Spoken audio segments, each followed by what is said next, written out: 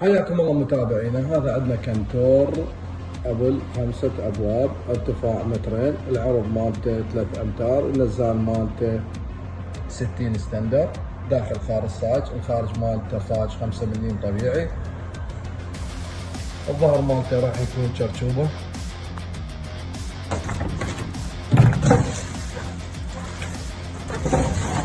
شرشوبه برغي دفن، يعني شرشوبه دفن مو ظاهريه.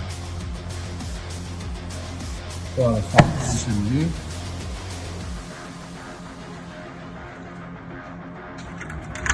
هاي الساعة تحتوي كل بابتين باب الشرقي، طبقات، والأرضية قواعد بلوك. ظهري هنا معليش يعني لما تخلي ملابس مو من أفاصل عن الفصل من الشد أكثر من مرة. وهاي الخانة الوسطية اللي تحتوي على طبقتين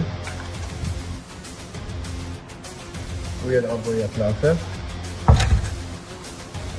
وهاي خانة دوري.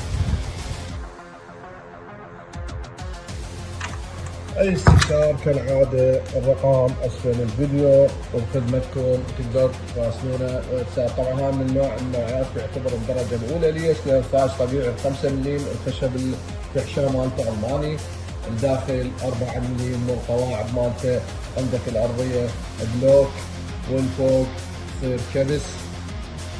شغل مرتب طبعا بعد وراء صبغ ان شاء الله ونقش. واي استفسار الرقم اسفل الفيديو، وتقدر تواصلنا على الواتساب.